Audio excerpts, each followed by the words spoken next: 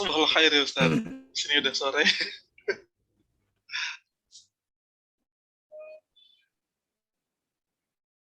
Khair, terima kasih atas bermanfaat. Semoga bisa diserap dengan baik dan menjadi amal jariah insyaallah.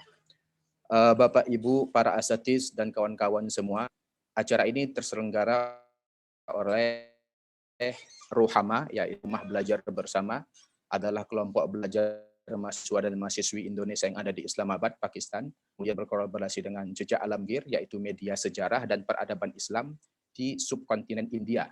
Ini kita kelola di Pakistan, media ini. Kemudian juga dengan Gen Saladin, yaitu media wawasan sejarah dan Palestina, yang dibina dan diarahkan langsung oleh Ustadz kita Muhammad Edgar Hamas. Kemudian yang terakhir, juga dengan komunitas Caihanna, adalah komunitas kelompok silaturahim mahasiswa dan mahasiswi, dan juga WNI yang berada di beberapa titik lain. Para peserta yang kami banggakan, para asatiz, bapak-bapak dan ibu-ibu yang terhormat, yang sudah tergabung dalam momen virtual ini, saya haturkan selamat menikmati semuanya. Mari kita dengarkan bersama dengan hikmat. Syukur warahmatullahi wabarakatuh. Oke, syukran jazakallah kepada Ustadz Wahid selaku Direktur Ruhama Pakistan. Berlanjut ke acara inti, yaitu pemaparan materi oleh Ustadz Edgar Hamas yang akan dipandu moderator oleh Saudara Heri Arjuna. Kepadanya kami persilahkan.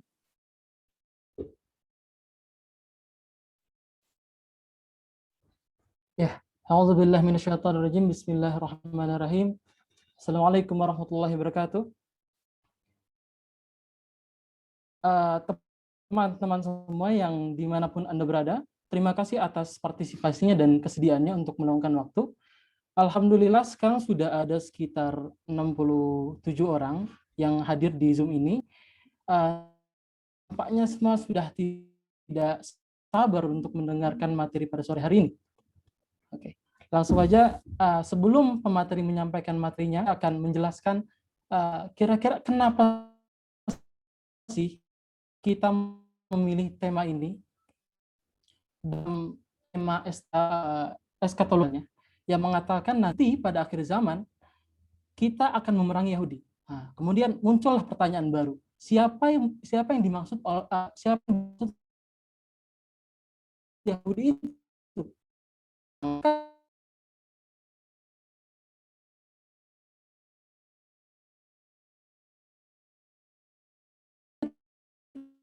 Kita akan memahami sejarah singkat jajahan Al-Aqsa dan alasan kenapa Al-Aqsa diperebutkan oleh 3 agama samawi.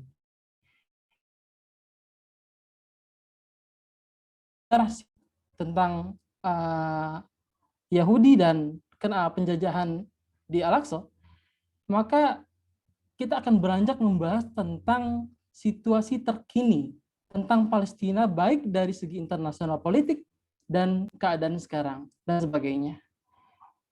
Pada subtema ketiga, kita perlu mengusahakan agar kita naik kelas dari emosi ke ilmu dan dedikasi. Dedikasi yang di sini maksud upayanya, strateginya, dananya, kampanyenya, dan yang pasti doanya. Kita akan undang dan alhamdulillah juga sudah bersama kita Ustadz Edgar Hamas. Assalamualaikum warahmatullahi wabarakatuh, Ustadz.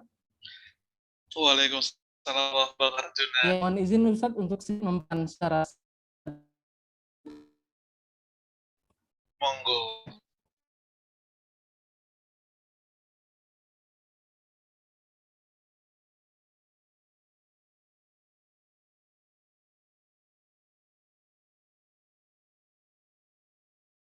aktivitas sekarang sebagai mahasiswa di Islamic University of Madinah.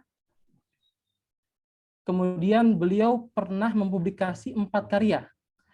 Yang pertama untuk Kalian yang Rindu Peradaban tahun 2015. Kemudian Belajar dari Negeri Para Nabi. Kemudian Berkah Madinah, Penggerak Sejarah. Dan yang terakhir baru banget kemarin rilis The Untold Story The Untold Islamic Story. Sorry. Ya, Insya Allah kita akan langsung ke tema kita saat ini. Monggo Ustadz, waktu dan tempat kami silahkan. Baik, jazakumullah khairan ahsanal jaza. Assalamualaikum warahmatullahi wabarakatuh. Alhamdulillahilladzi naja Ibrahim wa Lutan ilal ardi allati barakallahu fiha lil alamin. Walhamdulillahil qail wattini wazzaitun wa turi sinin wa hadzal baladil amin. Segala puji bagi Allah Tuhan semesta alam yang telah menjadikan hari-hari itu ada yang istimewa di antara banyak hari yang ada. Menjadikan satu bulan istimewa di antara bulan-bulan lainnya. Menjadikan satu tempat menjadi istimewa dibanding tempat-tempat lainnya. Sebagaimana dikatakan oleh Imam Jalaluddin As-Suyuti dalam muhadarah beliau, Husnul Muhadarah fi Akhbari Misr wal Qahirah.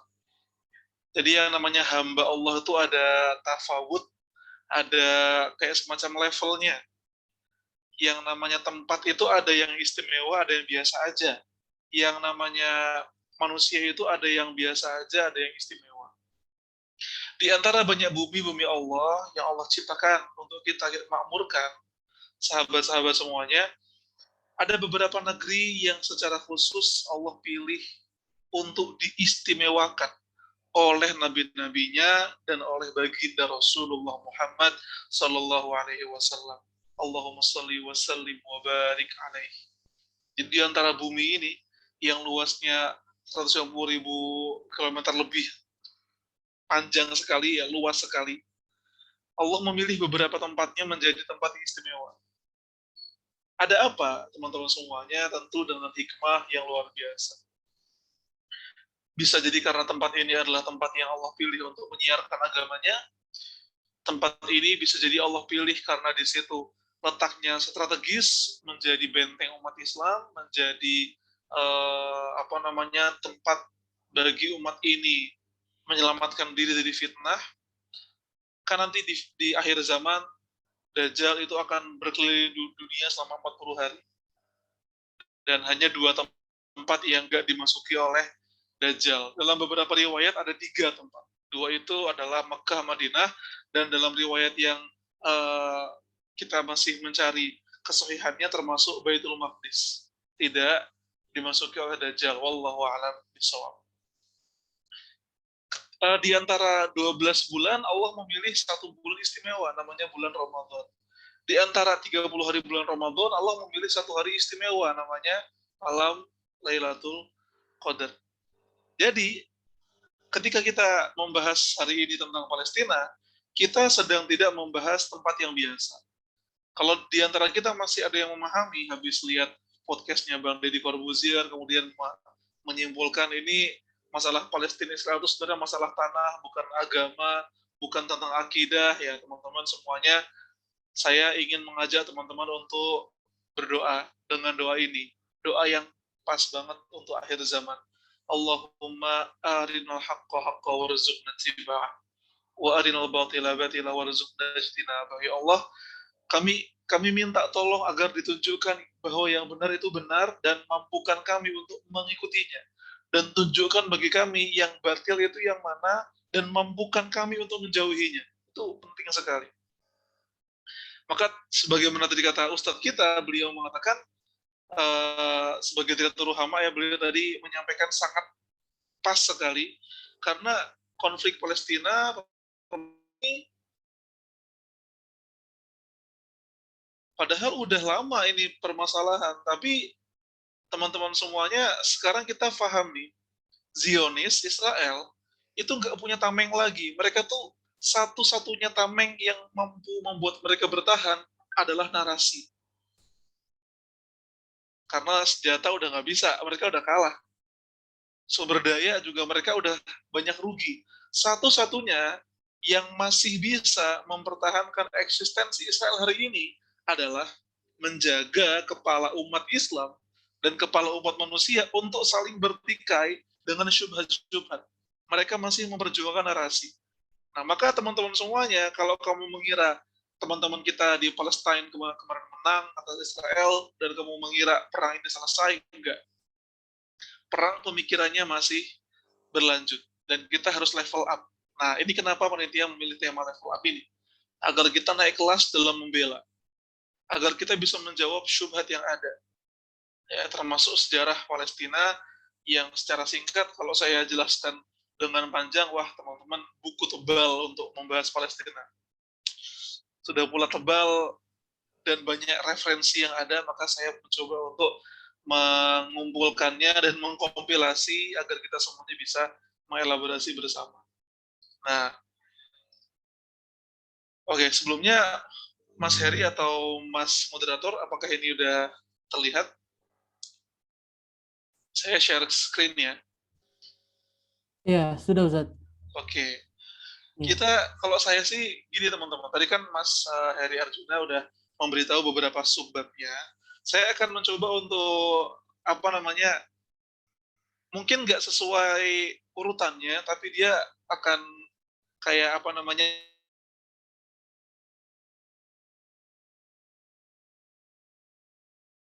yang ngalir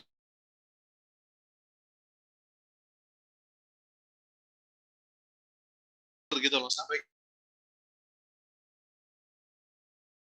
kita nemuin pemahaman yang juz'un min aqidatina, sebagian dari akidah kita, sepotong dari akidah kita.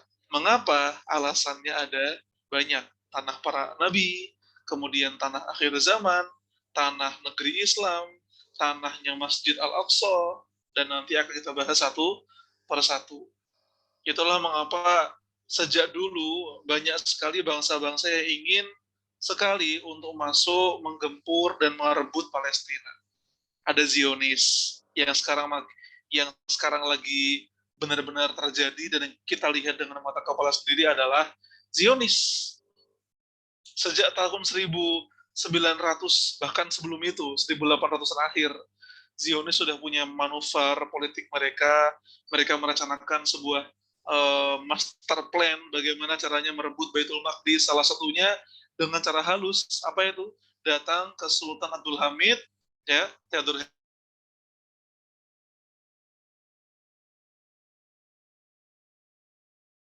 Herzl, bagi teman-teman yang suka nonton Theodor Herzl, untuk membayarkan hutangnya ke Khalifah Utsmani dan membangunkan pelabuhan bagi Utsmani, membangun universitas dan sekolah bagi Utsmani. Namun Sultan Abdul Hamid Ats-Tsani, beliau menjawab, Anda boleh saja mengambil Palestina, namun langkahi dulu mayatku. Selama Palestina selama aku hidup, aku tidak mau bagian tubuh umat ini terlepas dari umat ini, yaitu Palestina. Ibarat satu tubuh, Palestina adalah bagian dari tubuh kita yang sangat-sangat vital. Vital. Kenapa vital? Ada sebuah ungkapan, idza azza Filistin atau idza azza Baitul Maqdis azzatil ummah. Wa idza dzallat Baitul Maqdis dzallatil ummah. Ketika kamu melihat Al-Aqsa sedang berjaya, maka kamu akan tahu saat itu umat sedang berjaya. Ketika kamu melihat Al-Aqsa sedang terjajah, saat itu pun kamu tahu umat sedang terjajah. Tidak berlebihan ketika dikatakan Masjid Al-Aqsa dan juga kota Baitul Maqdis yang ada di negara Palestina adalah tolak ukur perjuangan umat ini. Kata Syekh Mahmud Syam, seorang ulama Palestina, beliau mengatakan, ya, Al-Aqsa memang tidak menjadi kiblat sholat kita lagi, namun dia masih menjadi kiblat perjuangan kita. Saya harap teman-teman memahami ini dan memasukkannya, menginstalnya di hati kita. Ya, memang dia bukan kiblat kita lagi sekarang, namun ketahuilah bahwa Masjid Al-Aqsa masih menjadi kiblat perjuangan kita. Al-Qadiyah Al-Markaziyah, problematika utama umat ini. Itulah mengapa banyak pemimpin-pemimpin besar yang berusaha untuk memikirkan bagaimana cara merebut Baitul Maqdis. Amerika, negara sehebat Amerika, Eropa, selalu intervensi dalam urusan Palestina. Donald Trump saja di akhir kekuasaannya justru malah fokus untuk deal of the century, membujuk negara-negara Arab untuk menormalkan hubungan dengan Israel. Kalau kamu ngira Palestina tuh panasnya baru-baru ini, salah. Ketinggalan informasi kita. Palestina tuh panasnya udah sejak dulu, dan setiap hari panas, teman-teman semuanya. Ya, sejak tahun 2020 ada istilah the deal of the century. Ketika Trump ini ingin membuat sebuah proposal perdamaian Arab, proposal perdamaian dalam tanda kutip, mengajak bangsa-bangsa Arab untuk menormalkan hubungan dengan Israel, dan dalam tanda kutip mencari solusi untuk dua bangsa. Saya bilang tadi dengan tanda yang disepakati oleh Trump dan Israel itu gak ngajak Palestina, jadi membuat sebuah kesepakatan tapi orang Palestina gak diajak, itu gimana? Kayak semacam gini ya, ada pencuri masuk ke rumah kamu, kemudian dia mengklaim ruang tamu dan kamar serta dapur, dan ketika kamu protes kenapa dia merebut rumah kita, si pencuri ini meminta bantuan seorang pengacara yang mendukung dia, sehingga pengacara ini bersepakat dengan pencuri. Ya, saya merundingkan dulu ya sama pengacara, pencuri dan pengacara bersepakat, sementara Anda menunggu saja, bahkan gak diajak untuk bicara. Seperti itulah yang terjadi di Palestina sekarang. Trump, ketika kamu menganggap yang ganti akan lebih baik, salah. Joe Biden malah lebih terang-terangan dalam mendukung Zionisme. Dia bahkan berkata, kalau memang Amerika belum membuat Israel, maka Amerika harus membuat Israel. Biden berkata, kita harus benar-benar memperjuangkan investasi 3 miliar dolar kita di Timur Tengah, yaitu Israel. Karena emang Amerika mengucurkan dana luar biasa, melebihi dana mereka untuk membantu warga mereka yang miskin. Amerika Serikat. Ya. Dan mengapa itu tidak dipertanyakan oleh orang-orang nyinyir dan buzzer di Indonesia ketika mengatakan, kenapa Muhammadiyah mengirim berapa miliar ke Palestina sementara banyak sekolah-sekolah yang tidak nggak dipedulikan. Nggak tahu Muhammadiyah kalian. Muhammadiyah membangun ratusan bahkan ribuan sekolah.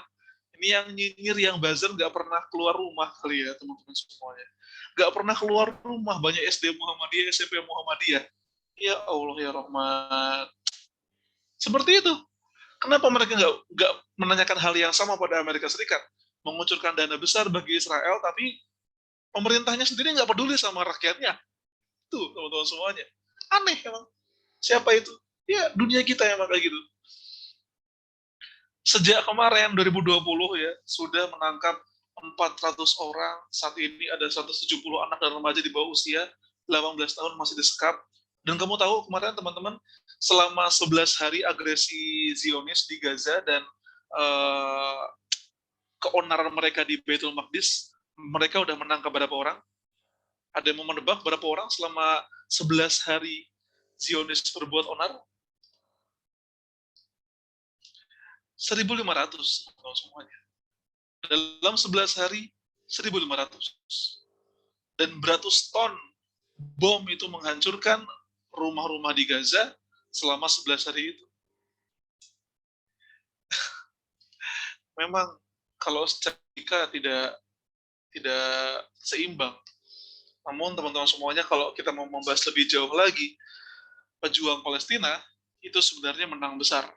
Karena dengan roket-roket yang meluncur ke sana, ke Israel, memang tidak menyasar ke tempat-tempat umum. Dan memang, mereka tuh fokus, para pejuang ini fokus untuk membuat penerbangan menjadi cancel, membuat pelabuhan-pelabuhan menjadi tidak bisa mengirim ekspor-impor, sehingga kerugian Zionis itu mencapai sekitar 23-30 triliun selama 11 hari itu.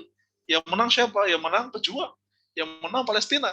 Maka mereka berhak untuk tersenyum, maka mereka berhak untuk merayakan Idul Fitri mereka yang tertunda selama belasan hari. Allahu Akbar, Allahu Akbar, Allahu Akbar, walillahil hamd. Nah, teman-teman kita di Gaza, dengan keadaan yang serba, wah Masya Allah, susah banget untuk membayangkannya teman-teman semuanya. Dengan keadaan kalau panas-panas banget, di Pakistan kalau panas berapa? Kalau di Madinah kalau panas 47 derajat, 47, untungnya ada AC. Di Mesir kalau panas tuh 45 sampai 50 derajat. Palestine hampir sama. Kalau panas, panas sekali. Tapi dengan keadaan AC yang cuma 2 jam sehari, 2 sampai 4 jam sehari, bayangin. Blokade Israel, kemudian karena COVID ini banyak tenaga kerja yang nggak diserap, banyak pengangguran. Mereka masih bertahan. Bahkan hari ini, kamu tahu ada gerakan apa di Gaza? Ada gerakan bersih-bersih Gaza. Nabni. Mereka membangun kembali. Mereka memakmurkan kembali Gaza. Semua orang turun membawa sapu, membawa alat perlengkapan kebersihan, membersihkan jalan, menata batu-batu reruntuhan untuk membangun Gaza kembali. Ada salam dari rakyat merdeka dengan tanah yang belum merdeka, namanya Gaza. Untuk seluruh dunia yang merasa telah merdeka, padahal bisa jadi jiwanya belum merdeka. Ironis ya, teman-teman semuanya. Nah, keadaan itu semakin dipersedih dan luka itu menjadi semakin menganga ketika negara-negara Arab, beberapa tetangga dari Palestina memutuskan untuk menormalkan hubungan dengan Israel dan bahkan mempersilahkan maskapai-maskapai Israel untuk datang ke kota-kota mereka seperti Abu Dhabi, seperti Bahrain dan kawan-kawannya. Sakit banget teman-teman kita di Palestina gitu loh. Yang negara Arab pemerintahannya kok seperti itu. Kenapa? Ada sebuah pertanyaan besar. Kalau kamu mengira bangsa Arab nggak mau bantu, salah. Masyarakat Arab itu sangat ingin membantu. Problemnya biasanya di atasnya, di pemerintahannya. Selalu seperti itu. Nah, kemarin ketika gencatan senjata langsung dikhianati. Saya masuk ke lini yang terkini dulu ya. Belum 24 jam Israel gencatan senjata dengan pejuang, sudah ada beberapa tempat yang terjadi bentrok antara Zionis dan warga Palestina. Bentrok ini bahasa media ya. Bentrok, konflik, itu sebenarnya bahasa media yang seakan-akan menggambarkan padamu dua bangsa ini sama-sama salah. Padahal enggak, yang terjadi itu adalah genocide. Yang terjadi adalah pembantaian. Yang terjadi adalah tindak kejahatan, ethnic cleansing, pembersihan etnis yang dilakukan Israel. Dan oleh media-media kok dialusin bahasanya. Nah itulah Allahumma arinal haqqo haqqo warzuqna tiba'ah. Benar-benar deh. Menurut saya doa itu harus benar-benar ada di bacaan sholat kita, bacaan setelah kita sholat. Nah alhamdulillahnya ini Aqsa subuh kemarin lusa ya, dalam keadaan yang cukup efisien dan cukup nyaman. Orang-orang sudah mulai beribadah, meskipun tentu mereka beribadah itu dengan sebuah kesiagaan ya. Karena barang jadi Israel menyerang tanpa ada perencanaan, tanpa ada pengumuman terlebih dahulu, langsung menyerang, dan itu sudah sangat biasa. Update Gaza beberapa hari ini 200-an korban, anak-anak, wanita sudah biasa sejak dulu. Kalau kamu ada yang bilang ke kamu, Israel ini sebenarnya nggak mau menyerang sivilian atau warga kota, tapi karena pejuang itu bertahan di kota, maka Israel tidak sengaja membunuh para anak-anak. Teman-teman semuanya, jangan pernah percaya seperti itu. Kalau kamu mau tabayun dan konfirmasi, pejuang itu sama sekali bukan di kota. Sama sekali bukan di kota. Mereka ada di padang-padang tertentu, di tempat-tempat tertentu yang jauh dari kota. Israel melakukan itu, bahkan dalam beberapa wawancara yang diliput CNN dan beberapa koran Eropa, tentara-tentara Israel yang mengebom perumahan, mengebom gedung, sekolah, masjid, itu karena Israel tidak menemukan tentara pejuang, sehingga mereka frustasi, dan cara mereka melegakan frustasi mereka adalah dengan mengebom bangunan-bangunan milik sivilian. Itu cara mereka untuk mengobati frustasi mereka. Gua nyari pejuang kagak ketemu-ketemu, bodo amat, mending gua bom semuanya sekalian. Itulah bahasa mereka. Nah, sekarang kita akan bahas dari sisi sejarah. Ya. Mengapa Palestina begitu penting bagi umat Islam, bagi Yahudi? Kenapa kok Zionis tuh pengen banget nguasain Al-Aqsa? Kenapa kok umat Islam survive banget di sana, kagak mau pindah? Ya, Ada beberapa fatwa yang kita dengar kemarin, harusnya orang-orang Palestina itu pindah aja, hijrah aja. Teman-teman, kalau mereka hijrah yang jaga Al-Aqsa siapa? Kalau mereka pindah, mereka bisa aja. Demi Allah mereka bisa. Mereka bisa untuk pindah dan Israel akan sangat senang gitu ya. Karena cara mereka untuk mengosongkan kota Baitul Maqdis, cara mereka untuk menguasai Baitul Maqdis adalah dengan, kalau nggak bisa cara kasar, cara lembut. Didanai orang-orang Palestina yang tinggal di kota Baitul Maqdis untuk pindah, silakan ke Yordania, ke Inggris, ke Eropa, didanai oleh keluarga-keluarga Zionis.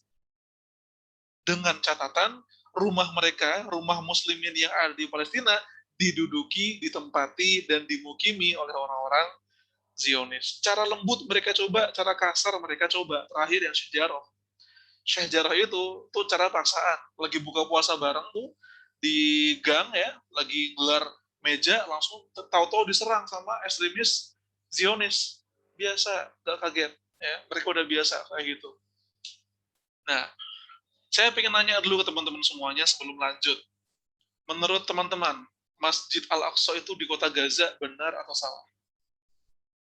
Bisa dijawab dengan chat ya. Audio pun boleh. Salah, Ustaz.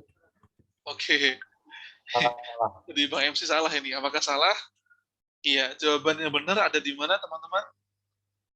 Di kota Baitul Maqdis atau kota Yerusalem. Dua-duanya benar. Baitul Maqdis, Yerusalem, Al-Quds, semuanya oke lah. Gak ada yang, jangan Yerusalem Ustaz, itu penyebutan dari Yahudi sama Nasrani. Masalah nama bukan masalah besar teman-teman semuanya. Al-Aqsa dibangun di masa Umar bin Khattab. Sebelumnya adalah kuil Yahudi, benar atau salah?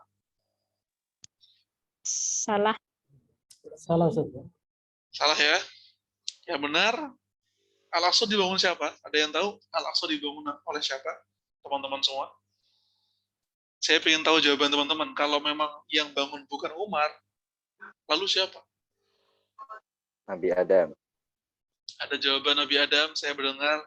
Ada Ya, jawaban lain. Nabi Adam. Ada Nabi Adam lagi, ada Nabi selain Nabi Adam. Ya, Oke. Ada yang bilang Nabi Adam, ada yang bilang Nabi Ibrahim, Nabi Yakub, Nabi Sulaiman. Nah, ini 4 pendapat paling masyhur. Namun kalau melihat apa yang dikatakan Ibnu Hajar Al-Asqalani, Imam Jalaluddin As-Suyuti, Imam Ibnu Jarir At-Tabari, mereka semua ini 3 orang ulama besar ini bersepakat bahwa yang membangun pertama kali Al-Masjidul Aqsa adalah orang yang sama yang membangun Ka'bah Al-Musyarrafah pertama kali. Beliau adalah Nabiullah Adam alaihi salam. Bayangin, Nabi Adam alaihi salam. Berarti kalau sebelum Nabi Adam ada yang bilang, ya itu sebelum Nabi Adam ada kuil Yahudi. Nggak bisa mikir berarti. Nabi Adam manusia pertama, teman-teman semuanya. Sebelum Masjid Al-Aqsa ada kuil Yahudi. Pertanyaannya, ini sebelum Nabi Adam apa ada Yahudi? Apa Yahudi itu kan bukan monyet juga, gitu kan? Kan bukan spesies purba sebelum Nabi Adam juga. Nabi Adam alaihissalam adalah peletak pondasi dasar dari Al-Masjidul Aqsa. Nah, Palestina berada di wilayah Syam, yang mana wilayah ini terbagi menjadi Yordania, Suriah, Palestina, dan Lebanon. Benar apa salah? Palestina itu wilayah Syam bukan? Atau jangan-jangan Palestina wilayah Mesir? Atau jangan-jangan Palestina wilayah Jazirah Arab? Negeri Sam. Betul, negeri Syam, Asyam ya. Alif, Lam, Sya, Alif, Mim, Asyam. Gitu ya. Syam.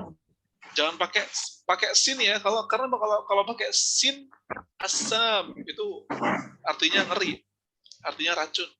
Ya. Asyam pakai shin, teman-teman semuanya. Pemeluk agama Samawi, Muslim, Nasrani, Yahudi berhak untuk tinggal dan hidup damai di Palestina. Betul atau salah? Apa cuma orang Muslim doang yang berhak? Atau jangan-jangan yang berhak orang-orang Nasrani? Ya, jawabannya adalah betul. Semua agama berhak karena ya nggak ada larangan juga kan. Al-Aqsa adalah masjid yang berkubah abu-abu saja. Betul atau salah, guys? Salah, Ustaz. Salah ya. Alhamdulillah. Jawabannya kan ada di virtual background saya soalnya. Masjid Al-Aqsa ya.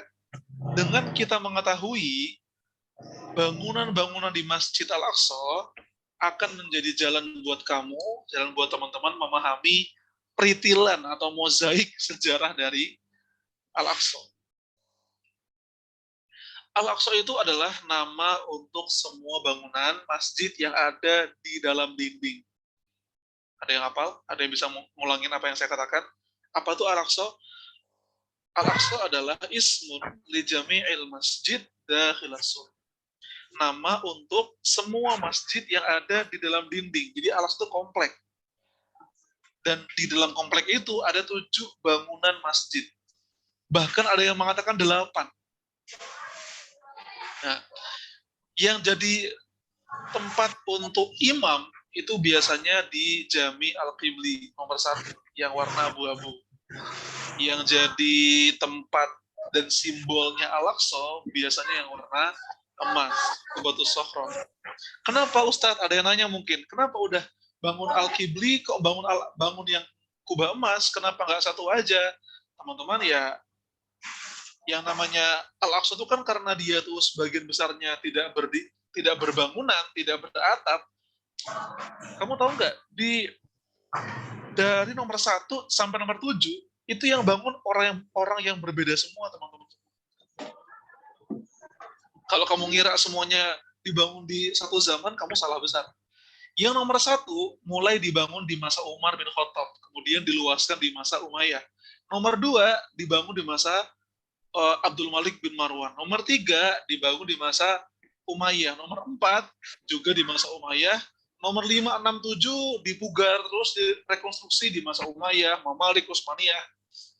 Dan bahkan kamu akan jumpai lebih detail kalau kamu ke Al-Aqsa, insya Allah, one day kita akan ke Al-Aqsa, kamu akan melihat kubah-kubahnya, mimbar-mimbarnya, itu warisan dari beberapa kerajaan-kerajaan Muslim yang sempat memimpin Al-Aqsa. Sama kayak kamu kalau ke Masjid Nabawi, ada kubah hijau, peninggalan siapa? Mamalik contohnya. Ada menara yang bentuknya kayak pensil, lancip, itu siapa? Itu Utsmani. Mimbar ini peninggalan siapa? Tempat di sini peninggalan siapa? Kenapa pintu di Masjid Nabawi namanya pintu Umar, pintu Utsman? Kenapa pintu Malik Abdul Aziz? Kenapa dan kenapa? Karena setiap pemimpin Muslim sepanjang sejarah pasti memperhatikan 3 tempat ini. Jadi, teman-teman semuanya, Masjid Al-Aqsa mengalami rekonstruksi berkali-kali.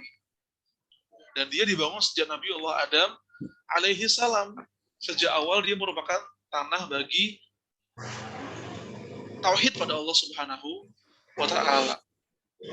Nah, ini mohon maaf sepertinya ada yang open audio ya, sambil kita jalan. Mungkin yang audionya dibuka, kita bisa di-mute dulu agar kita bisa lebih konsentrasi. Kita akan lebih tahu teman-teman semuanya di mana Palestina, agar kita paham mengapa dia sangat penting bagi umat Islam. Nah, Palestina, kalau kamu melihat peta dunia Mercator Map ini, kamu akan menemukan Palestina ada di tengah-tengah bumi, sebagaimana wilayah Jazirah Arab. Ya, dia ada di wilayah situ, dan inilah teman-teman semuanya yang dimaksud dengan Palestina, dari utara sampai selatannya. Cukup mudah untuk diingatkan visualnya.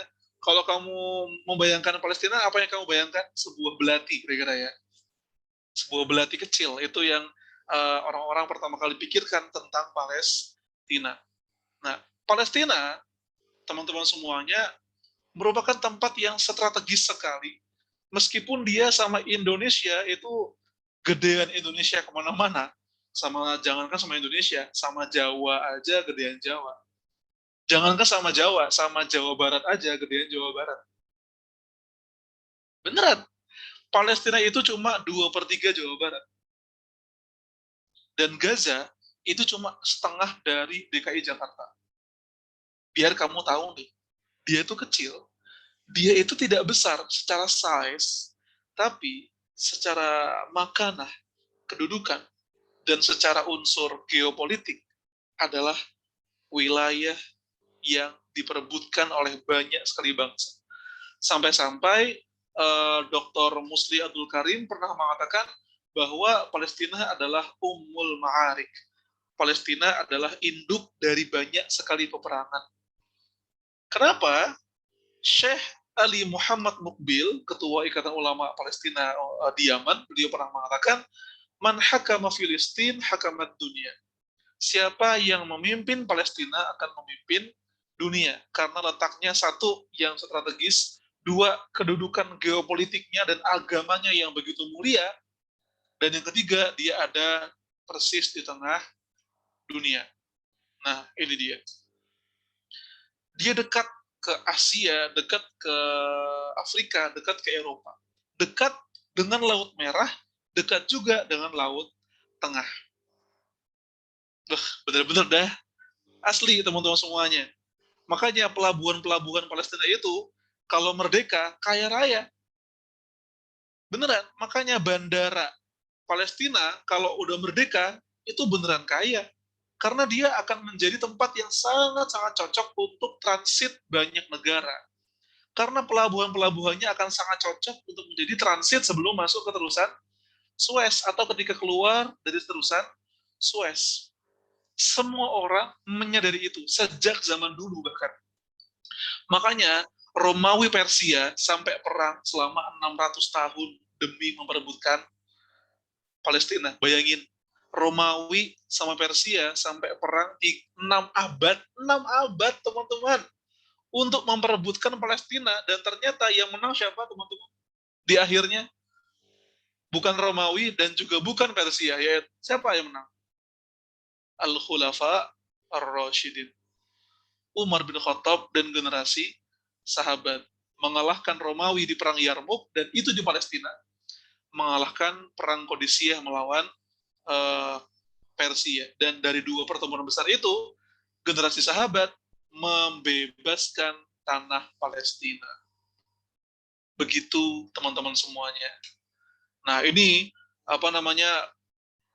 urutan sejarahnya secara cepat. Tenang saja, sudah saya kirimkan ke panitia materi ini sehingga teman-teman bisa membaca lebih runut.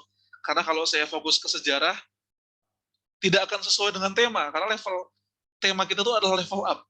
Jadi saya tidak akan banyak terlalu detail dalam sejarah ini, saya akan general saja.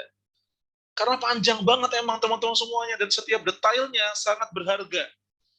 Makanya saya melihat ini panitia, teman-teman Ruhama, kalau ngelihat itu baru versi 1, baru yang pertama, ada episode 2, 3, 4, dan saya sangat mengapresiasi.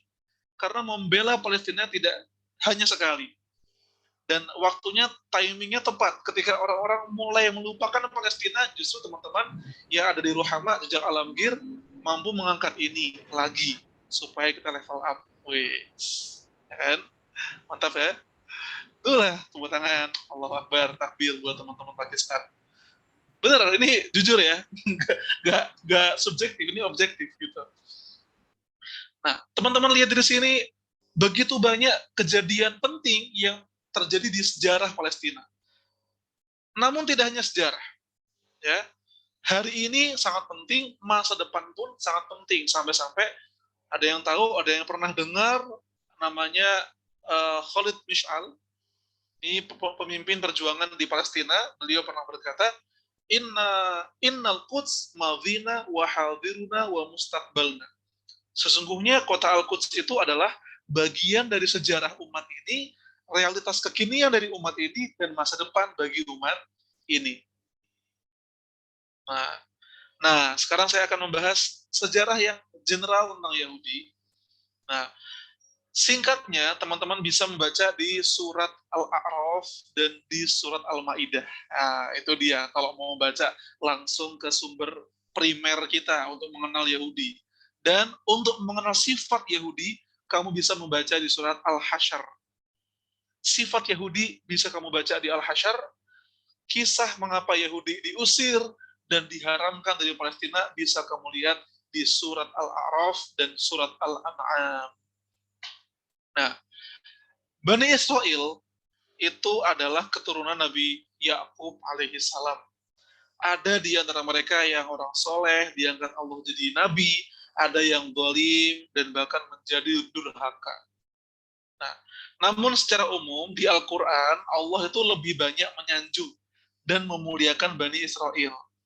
Dan memang sebelum umat Islam, sebelum datang umat kaum muslimin di era Nabi Muhammad SAW, banyak banget nabi-nabi yang diangkat oleh Allah dari Bani Israel.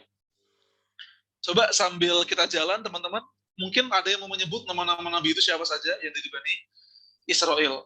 Nah, ketika Bani Israel itu ada dalam penjajahan Fir'aun menguasai Mesir sehingga Bani Israel itu diperbudak, Allah mengutus Nabi Musa alaihi salam untuk menyelamatkan Bani Israel. Selamat gak? Selamat.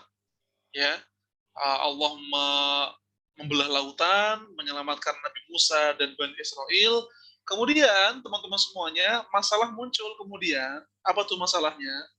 Karena sudah sangat lama Bani Israel itu dijajah oleh Fir'aun, 3,5 abad kira-kira. Ada yang mengatakan 450 tahun hidup di dalam perbudakan.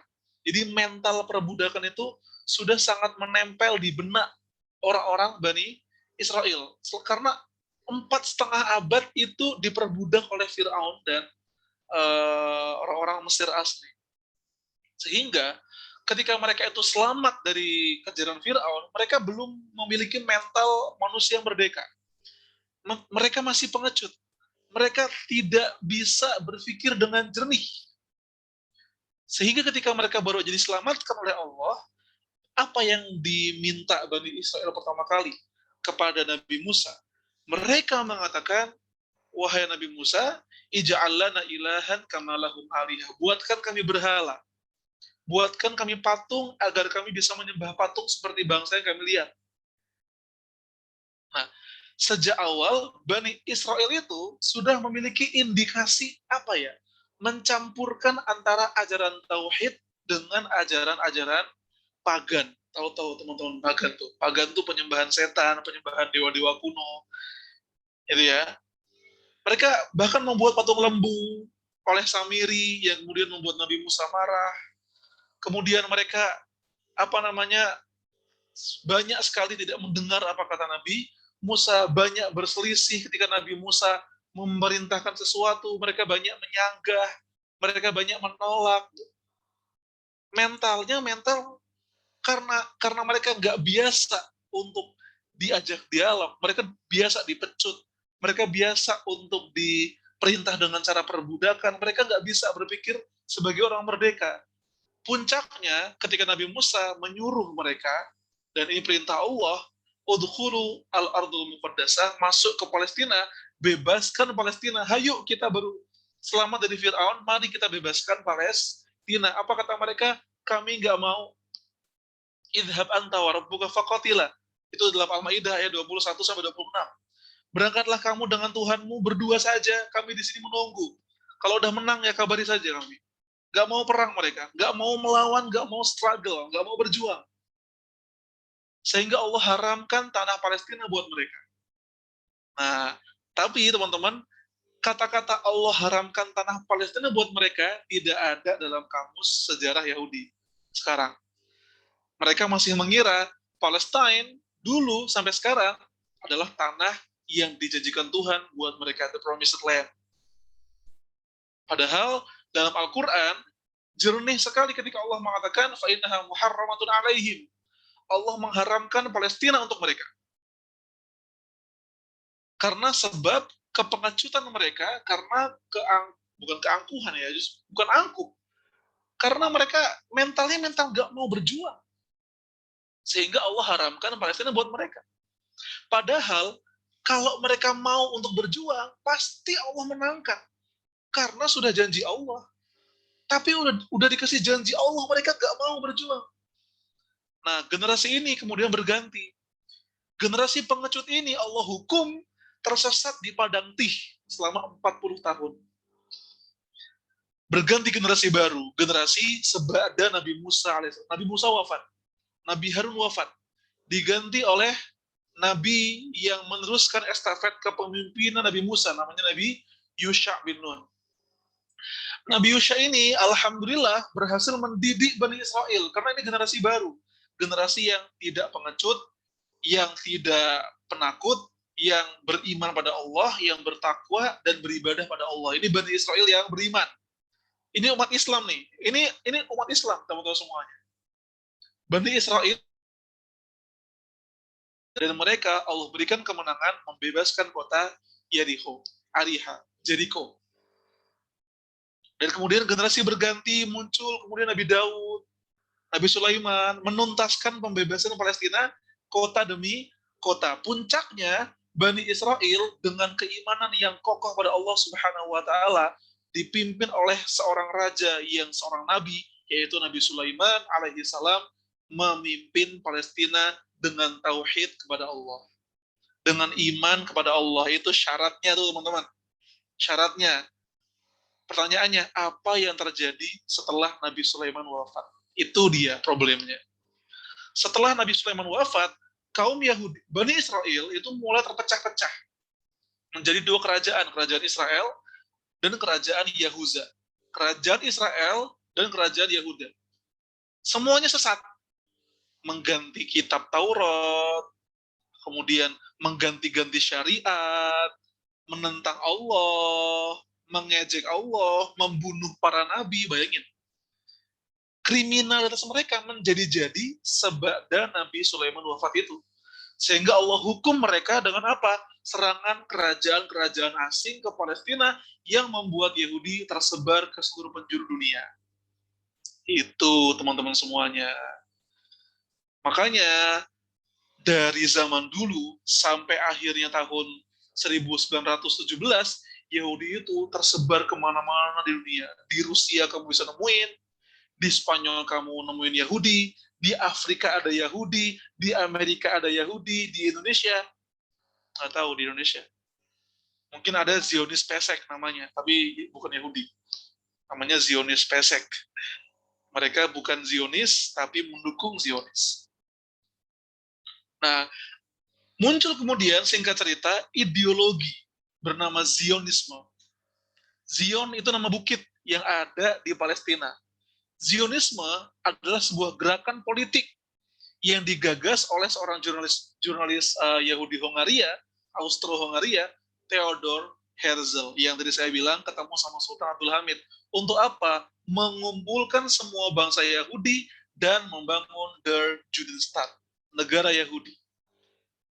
Di mana mereka tadinya punya beberapa opsi, di Brazil, di Uganda, di Argentina, atau Palestina. Namun kemudian mereka sepakat mereka harus membuat negara itu di Palestina. Dalam konferensi Basel di Swiss tahun 1800-an akhir. Theodor Herzl punya rencana. Sejak tahun ini, itu 1890-an, kita akan membuat sebuah planning 50 tahun setelah konferensi di Basel ini harus sudah ada negara Zionis. Dan kejadian 1948 kurangnya 1989 ya. Selama 50 tahun itu kejadian beneran negara Israel berdiri. Dan mereka itu berproses teman-teman semuanya. Tadinya ada imigrasi besar-besaran. Kenapa bisa ada imigrasi besar-besaran, eksodus dari semua negara dunia, Yahudi kumpul di Palestina? Dan mengapa mereka kok sangat ingin untuk menghancurkan Al-Aqsa? Kenapa mereka kok sangat ingin untuk menghancurkan dan membunuh orang-orang Palestina? 3 logika yang sedang kamu lihat di slide adalah jawabannya. Ya, makanya kalau saya bilang bahas Palestina nggak ada mati-matinya tuh, panjang banget emang teman-teman semuanya. Ini tenang saja, bisa teman-teman baca lagi. Pertama, mereka menganggap diri mereka Sya'bullah al-Mukhtar, bangsa pilihan Tuhan, yang lainnya ngabdi, yang lainnya hamba mereka, yang lainnya budak mereka, sehingga ketika mereka membunuh, ringan bagi mereka. Yang kedua, dalam benak orang Zionis, Filistin ardu bila sya'bin li sya'bin bila ardin. Tanah tanpa bangsa untuk bangsa tanpa tanah. Apa yang dimaksud tanah tanpa bangsa? Palestina. Mereka orang Zionis ketika pergi ke Palestina pertama kali, dalam benak mereka, tanah ini gak ada penduduknya. Palestina never exist, gak pernah ada sebelumnya. Sementara mereka, si Yahudi ini, menamai diri mereka sya'bun bila ardin. Tanah, bangsa tanpa tanah. Klop. Mereka berpikir klop nih, tanah tanpa bangsa, ketemu bangsa tanpa tanah. Padahal teman-teman semuanya, saya nanya ke kamu, menurutmu, ketika orang Zionis ini datang ke Palestina, itu emang kosong atau gimana Palestina? Apa ada orangnya? Ketahuilah teman-teman semuanya, Palestina itu ada penduduknya, kaum muslimin, kaum Nasrani, dan juga kaum Yahudi. Sudah ada stay eksis di Palestina selama berabad-abad lamanya. Berabad-abad, ribuan tahun, teman-teman semuanya. Lah ini ada orang Zionis punya sebuah basic pemikiran, saya datang ke sebuah tanah tanpa bangsa. Makanya mereka mikir, kenapa ada orang-orang Arab ini, kenapa ada orang-orang Nasrani ini, apa yang mereka lakukan akhirnya? Membunuh mereka, membantai mereka, menghabisi desa-desa, membakar perumahan. Karena dalam benak mereka, seharusnya nggak ada penduduk di sini. Kalaupun ada, itulah kami, bukan mereka. Mereka hanya numpang saja. Yang ketiga, saya diberi siap.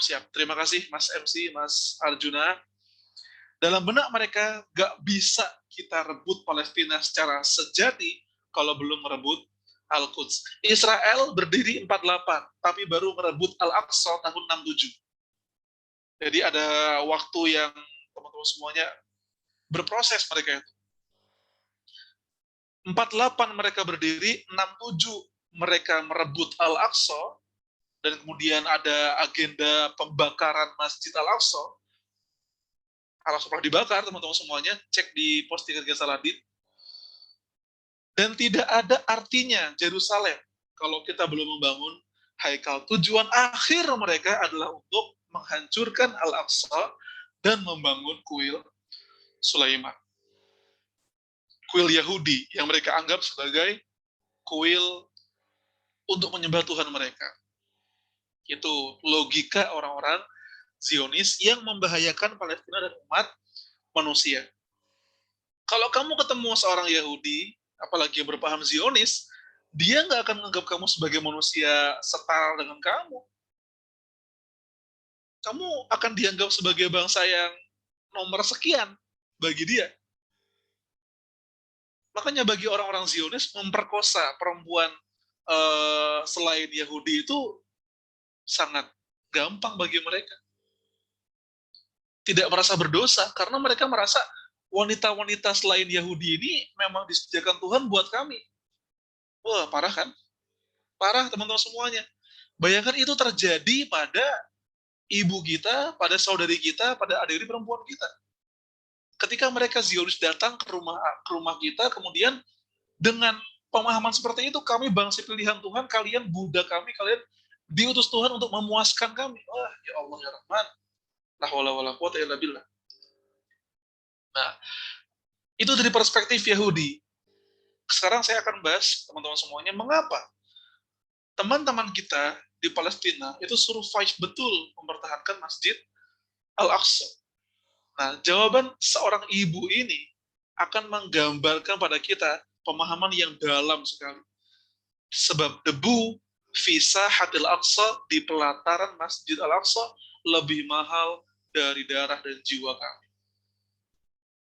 Kami bisa saja pindah, kami bisa saja pergi, namun kami di sini justru menjadi wakil kalian.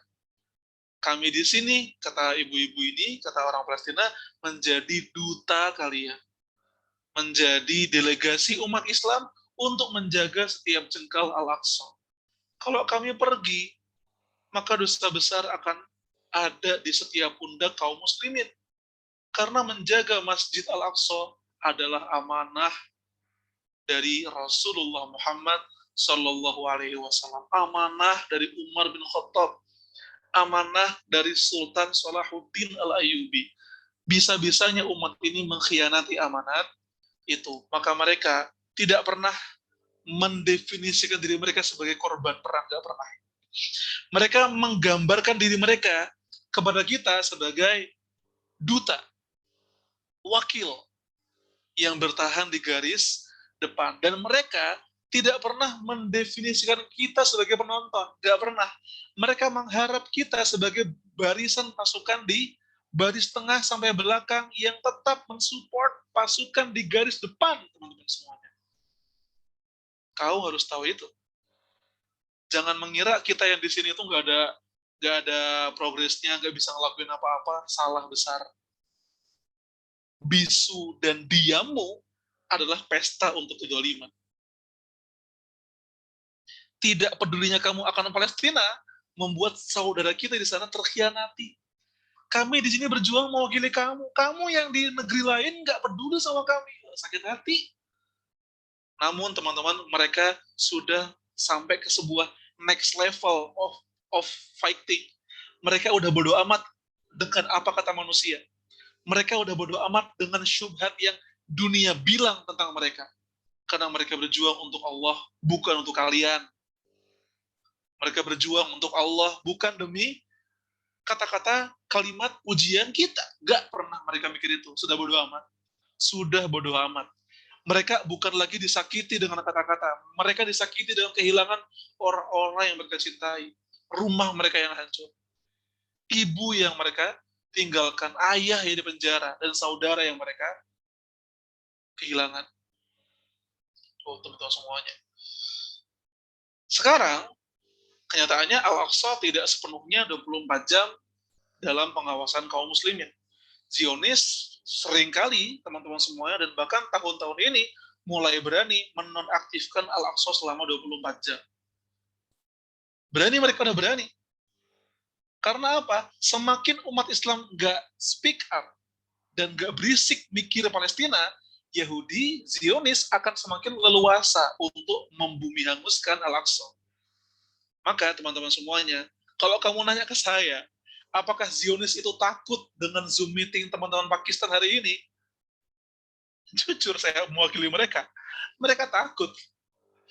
Mereka takut dengan teman-teman semuanya yang level up pemahaman kita dan selalu speak up ketika teman-teman kita yang lain sudah mulai kehilangan semangatnya membela Palestina seiring timeline mereka sudah tidak diisi dengan foto-foto dan video dari Al-Aqsa. Masa kita selesai berjuang hanya karena timeline medsos kita nggak ada gambar sama video Al-Aqsa lagi? Itu perjuangan macam apa, teman-teman semuanya? Nah, ada beberapa sebab yang membuat kita perlu survive mempertahankan setiap jengkalnya. Li'annaha ardul anbiya wal mursalin, tanah para nabi dan rasul. Di situ ya, kalau misalkan saya bilang tadi, Filistin juz'un min aqidatina, sepotong akidah kita, karena nabi-nabi yang Allah utus berdakwah ke umat manusia diutus sebagian besarnya di tanah Palestina yang meskipun gak sebesar Jawa Barat, namun kedudukannya lebih tinggi dari banyak negeri di dunia ini. Kecil dia, namun teman-teman lihat di sini yang aneh kasih tinta merah itu nabi yang pernah stay di Palestina. Yang aneh kasih panah adalah nabi yang wafatnya di Palestina. Nabi Ibrahim, Yakub, Nabi Yahya, Nabi Ishak, Nabi Yusuf, Musa, Harun, Daud, Sulaiman. Dan barangkali Nabi Yunus juga alaihi salam. Nah, sampai-sampai Ibnu Abbas berkata, nih ya, kalau nanti kamu melihat Masjid Al-Aqsa, kamu akan berpikir ulang dan cara pandangmu melihat Al-Aqsa akan semakin merinding setelah kamu mendengarkan apa yang dikatakan Abdullah bin Abbas. Al-Baitul Maqdis banathul anbiya. Masjid Al-Aqsa yang sedang kamu lihat terjajah sekarang, itu dibangun oleh para nabi. Wasakanatul anbiya, dan dijadikan tempat tinggal oleh para nabi. Ma fihi maudhi'u shibrin, tidak ada sejengkal tanah pun di sana, illa waqad shalla fihi nabi, kecuali pasti telah menjadi tempat sholatnya seorang nabi, au qama fihi malak, atau tempat berdirinya seorang malaikat. Kemarin saya Zoom meeting juga sama Mbak Nadira hari ini. Beliau mengabarkan tentang pengalaman ketika masuk Al-Aqsa, kok rasanya adem, padahal musim panas, tapi ketika masuk ke pelataran Al-Aqsa, rasanya tuh kayak adem, ayem, nyaman. Saya nggak kaget, karena memang Al-Aqsa itu, teman-teman semuanya, setiap jengkalnya memang menjadi tempat sholatnya para nabi, bayangin. Dan bahkan di tanah itu Rasulullah Shallallahu Alaihi Wasallam pernah bersujud. Gak berlebihan kan? Dia juga diberi nama oleh Allah ya. Kalau Bekasi gelarnya kota patriot, mantap ya. Apalagi Pakistan, the land of hospitality. Kemudian Mesir, negeri Fir'aun atau negeri Musa. Lalu Mekah, Biladul Haramain. Maka Palestina punya gelarnya juga, punya motonya. Yang ngasih moto bukan orang biasa. Yang ngasih moto, deskripsi adalah Allah, al-ardul muqaddasah, tanah suci, bayangin. Karena apa? Kejadian akhir zaman juga akan terjadi di sini. Ya'juj dan Ma'juj ketika keluar dari persembunyian mereka, temboknya hancur, mereka akan menyebar ke seluruh dunia, namun sebelum mereka menyebar ke seluruh dunia, mereka akan minum air di Danau Tiberias yang ada di utara Palestina. Air danau ini akan mereka minum sampai isi danaunya habis. Kemudian mereka akan menyebar ke seluruh bumi, memberikan kerusakan cukup parah bagi bumi, sehingga Nabiullah Isa alaihissalam berdoa agar Allah memusnahkan Ya'juj dan Ma'juj, sehingga musnahlah mereka dengan sebuah wabah. Di mana awalnya? Di Palestina. Al-Masihud Dajjal, ya, yang sudah kita tahu ada kafaro di jidatnya, buta sebelah kiri, dia akan mengklaim bahwa dirinya nabi, dirinya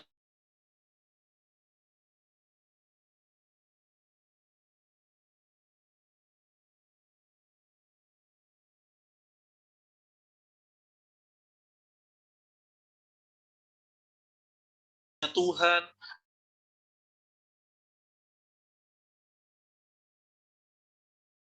Akan tiap nabi oleh Nabiullah Isa di Lut, Palestina. Lut udah ada, nama kota dia. Kemudian Al-Malhamah Kubra, pertempuran akhir zaman akan terjadi di Palestina. Palestine dalam juga digambarkan sebagai Al-Ardul Mubarakah, yang berkah. Tanahnya, anginnya, airnya, manusianya, setiap kilo tumbuhannya, hasil buminya, dan teman-teman semuanya nyatanya begitu. Ketika Gaza dibombar,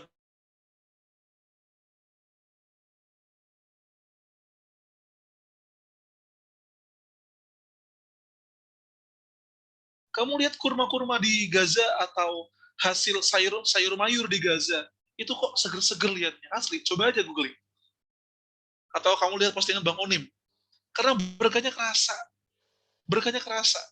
Gaza diblokade selama puluhan tahun, tapi hafid Al-Qur'annya 30.000 sekarang.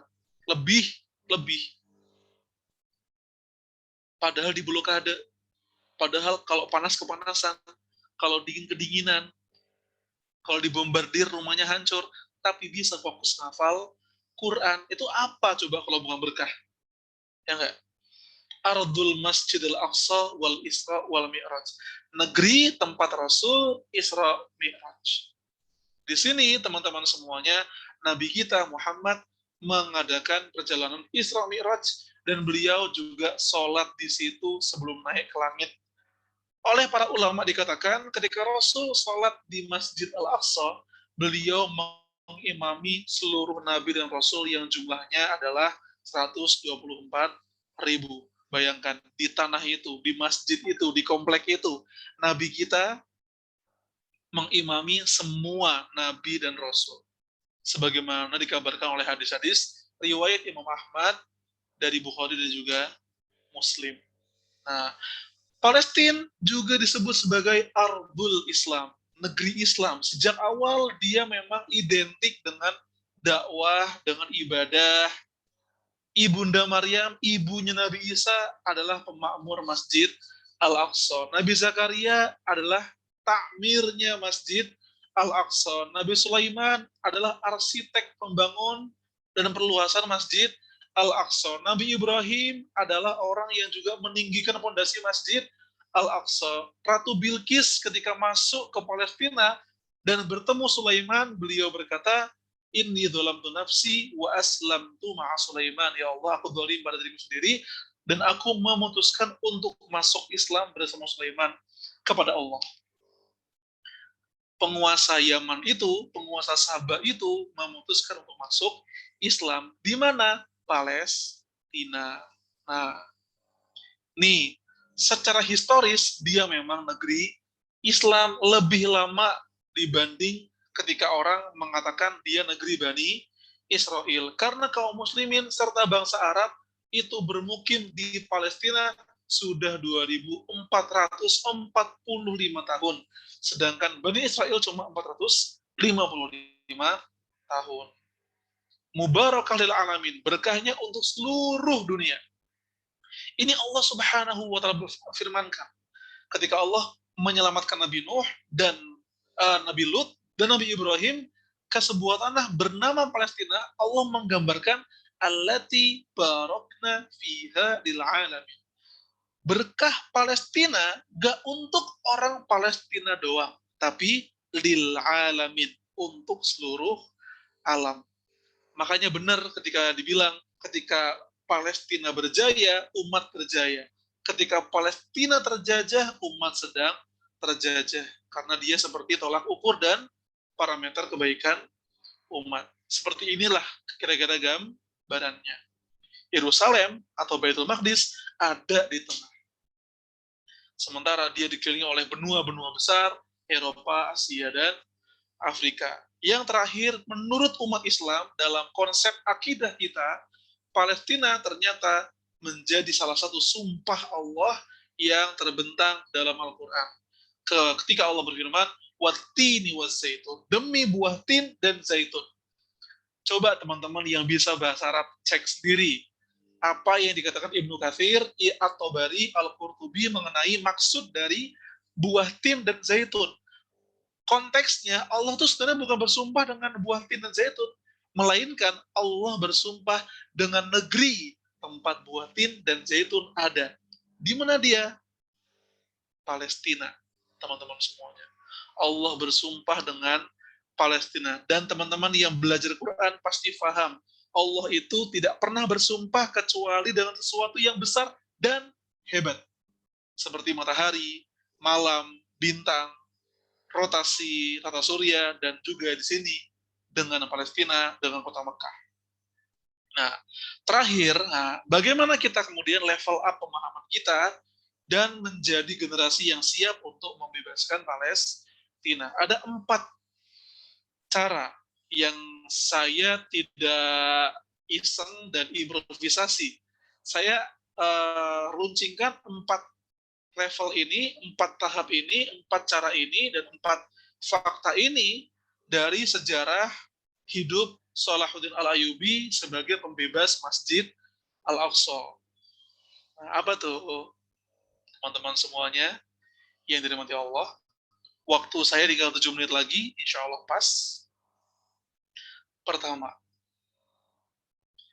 rekan semuanya.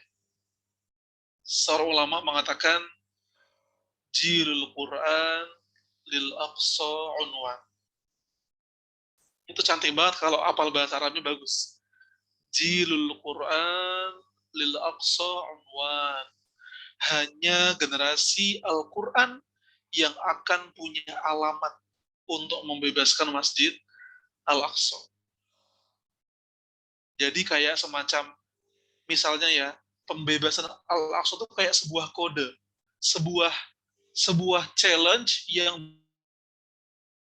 butuh sandi dan butuh orang yang tepat untuk memecahkan kode pembebasannya.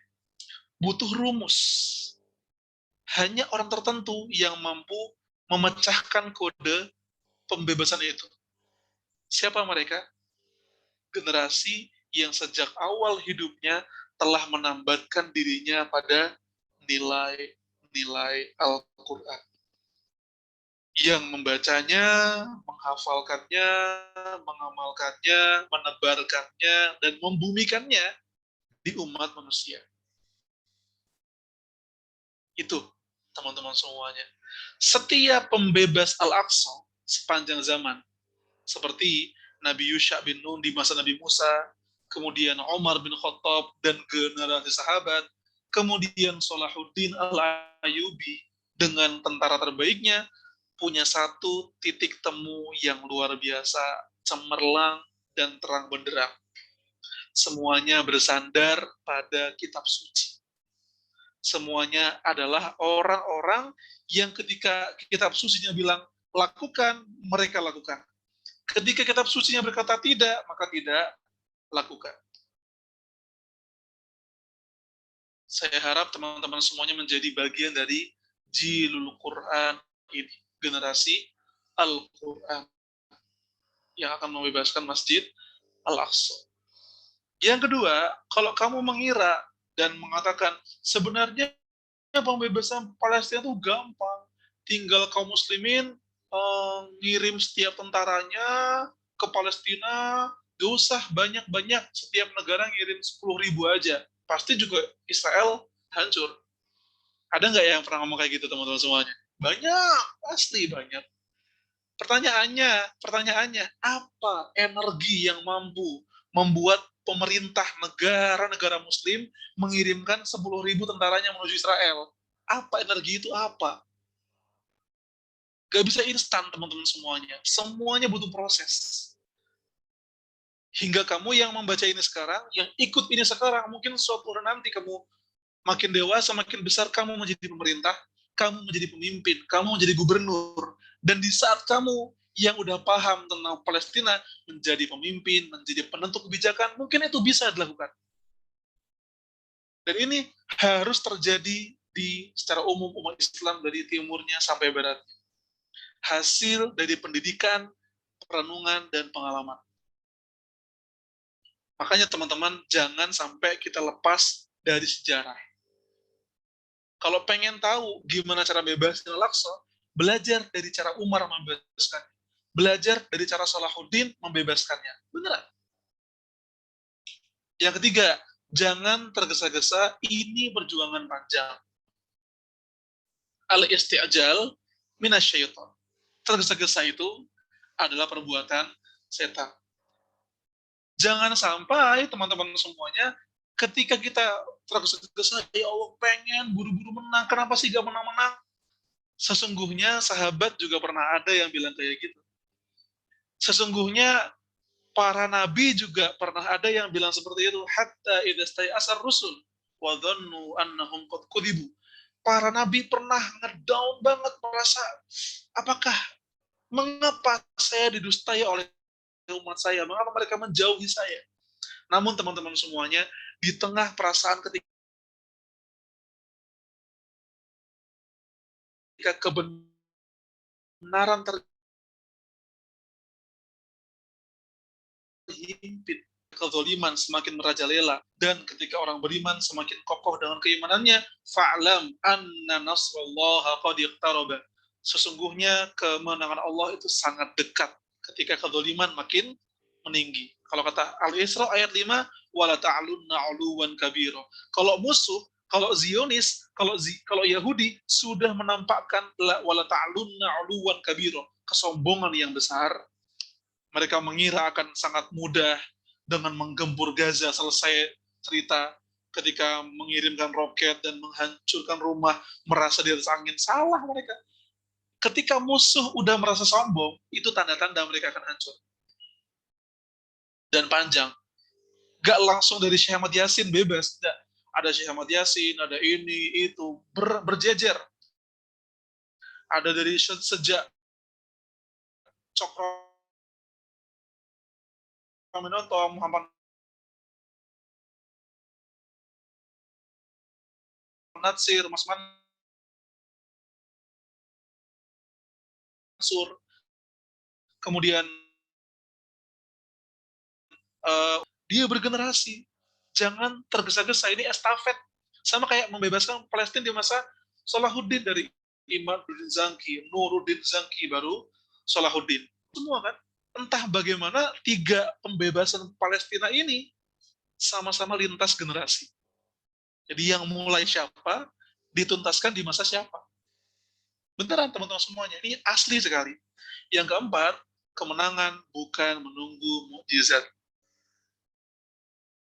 Ya, Salahuddin sebagai pembebas Al-Aqsa karena yang pertama Nabi Yusha, yang kedua Umar, yang ketiga Salahuddin. Tiga-tiganya ini merupakan orang yang menyeimbangkan ikhtiar manusiawi dan maknawi. Kalau kamu belajar kisah ketika Nabi Yusha membebaskan kota Yeriko di Palestina, kisah Umar membebaskan Baitul Maqdis, dan kisah Salahuddin membebaskan Al-Aqsa, kamu akan menemukan kalau Nabi Yusha, jangan berangkat kalau ada yang masih nunggu binatangnya melahirkan. Jangan berangkat kalau masih ada orang yang masih membangun rumah. Kenapa? Kalau berangkat berjihad kok masih kepikiran rumah baik, binatang ternak gua belum lahiran, mikirnya dunia lagi, mikirnya ke rumah nanti, nggak fokus ke jihad. Itu yang dilakukan oleh Nabi Yusha bin Nun alaihi salam. Ini sebuah catatan teman-teman semuanya, pilar perjuangan Salahuddin. Ketika Salahuddin ini berjihad untuk membebaskan Palestina, ada 3 pilar. Yang pertama adalah pendidikan, pemurnian akidah. Sebelum beliau membebaskan Palestina, beliau masuk dulu ke Mesir untuk memurnikan akidah umat Islam Mesir dari pengaruh Syiah. Al-Azhar di masa beliau ditutup selama seabad. Kenapa? Karena dia dulu memang mercusuar Syiah. Umat dimurnikan dulu akidahnya, yakinnya pada Allah diperkuat. Kedua, persatuan umat. Gak mesti semua umat, yang jelas unsur-unsur penting umat. Karena kalau kamu pengen membuat semuanya bersatu, memang panjang dan lama. Tapi kalau kita berhasil menjadi titik temu antara unsur-unsur penting umat, itu adalah jalan yang bisa kita perjuangkan dan terukur. Yang ketiga, pendidikan teman-teman semuanya. Karena Salahuddin Al-Ayyubi, sebelum beliau membebaskan Palestina, saya bacakan, sebelum membebaskan Baitul Maqdis, Salahuddin Al-Ayyubi terlebih dahulu menyatukan kekuatan kaum muslimin di Mesir dan Syam selama 33 bulan. Sebenarnya bukan 33 bulan, ini 33 bulan ini di masa Salahuddin ya, bukan sejak masa Imaduddin Zanki. Kalau sejak masa Imaduddin Zanki, puluhan tahun. Setelah kaum muslimin bersatu, Salahuddin hanya butuh 13 bulan untuk membebaskan Palestina. Jadi teman-teman semuanya, sebenarnya membebaskan Palestina itu sesuatu yang bisa terukur dan termanajemen, asalkan unsur-unsur yang membuat kita kuat itu ada semua.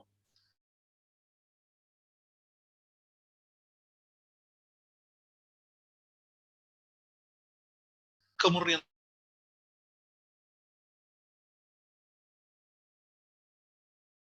akidah, paham karena pendidikan, dan dapat mendidik umat sehingga maka Palestina yang dapat memurnikan akidah. Tapi ini harus ustadz, nggak mesti ustadz, bisa seorang ayah, seorang guru, seorang pemimpin perusahaan, seorang bisnismen, atau yang dapat menyatukan umat. Jangan menjadi orang yang memecah belah, jadilah orang-orang yang menjadi titik tengah. Wassalamualaikum warahmatullahi wabarakatuh.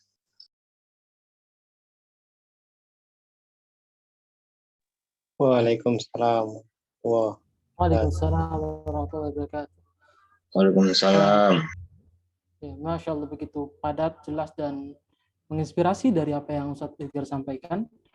Kemudian saya sedikit menyimpulkan beberapa poin inti yang saya highlight dari pikiran saya, bahwa kenapa kita selalu saat ini selalu bermusuhan antar umat Islam, terutama negara Arab dan Turki dan sebagainya. Satu-satunya cara Zionis untuk memerangi umat Islam hanya dengan membuatnya tidak bersatu. Dan itulah poin utama yang membuat kita sulit sekali untuk membebaskan Palestina. Kemudian saya terhighlight juga terkait dengan apa yang Ustadz Muslih Abdul Karim sampaikan, bahwa tidak berlebihan, misalnya kita sebut bahwa Palestina juz'un min aqidatin. Ketika itu sudah menjadi bagian dari akidah, maka wajib dan tidak ada alasan lagi untuk kita untuk tidak memperjuangkannya. Dan yang ketiga, sebagai penutup, orang-orang yang paling berhak menjadi pembebas Al-Aqsa adalah generasi Al-Quran. Cara kita untuk membebaskan Al-Quran, maka kita perlu belajar membebaskan dari Umar dan Salahuddin Al-Ayyubi. Intinya, bagi yang paham politik, maka ambillah tahta, upayakan untuk membebaskan Palestina dengan caranya. Bagi yang mengerti media, gunakanlah media untuk terus mempromosikan pembebasan Palestina. Artinya, kita selalu berusaha untuk membebaskan Palestina dari bidang manapun kita berada. Selanjutnya, sesi berikutnya Ustadz, akan ada sesi pertanyaan, ada 2 termin. Sistemnya, nanti 3 penanya dengan 3 pertanyaan, dalam artian masing-masing 1 pertanyaan, akan menanyakan terlebih dahulu ke kita, host, atau langsung raise hand. Ya. Saat ini untuk termin pertama, akan ada 2 termin. Saat ini untuk termin pertama sudah ada 3 penanya. Udah full ya. Yang pertama, pertanyaan dari Ustadz. Sebentar, mohon maaf. Ya, Ustadz Mus'ab Nasrul dari PPMI Mesir kalau nggak salah. Mungkin saya bisa bacakan, Ustadz. PPMI Arab Saudi itu berarti. Oh, PPMI Arab Saudi ya. Kalau dilihat dari sejarah Palestina, bahwa Bani Israel tidak, itu memang lebih dulu menjadi penduduk Palestina dibandingkan umat Islam itu sendiri. Yang dimana umat Islam sendiri bisa membebaskan Palestina di zaman Umar. Walaupun memang di zaman Rasul, pernah disinggahi oleh Rasul ketika Isra Mi'raj, lantas bagaimana kita menjawab pertanyaan apabila dikatakan kepada kita, toh memang Bani Israel itu terlihat lebih berhak untuk tinggal di Palestina karena menjadi penduduk di awal, gitu, ketimbang kaum muslimin. Beliau juga menyampaikan mudah-mudahan bisa dijawab dengan logika, argumentasi logika, bukan dengan dalil, seperti itu untuk pertama. Selanjutnya, untuk pertanyaan kedua, apakah Illuminati, penyembah setan itu juga satu paket dengan Zionis, dengan segala rencana dan propaganda mereka untuk menguasai dunia dan menciptakan tatanan dunia baru? Ya mungkin 2 dulu, Ustaz, bisa dijawab, Ustaz. Yang pertama dari Ustaz Mus'ab Nasrul. Iya, di sini sudah mulai azan maghrib juga, teman-teman semuanya. Saya izin menjawab. Kalau menggunakan logika tadi secara historis, Bani Israel semenjak dia masuk di era Yosua bin Nun, kemudian sampai Nabi Sulaiman wafat dan diserang oleh Nebukadnezar dan Assyria, itu cuma 455 tahun. Dibandingkan hak bangsa Arab untuk tinggal di sana, ya, sebelum Bani Israel masuk ke Palestina itu sudah diduduki oleh bangsa Arab dulu, bangsa Arab Al-Kan'aniyun. Jadi patah langsung nih apa yang diyakini Israel sebagai penduduk awal-awal Palestina. Itu secara historis lebih sedikit mereka hak tanahnya, hak historis waktunya dibanding bangsa Arab dan kaum muslimin.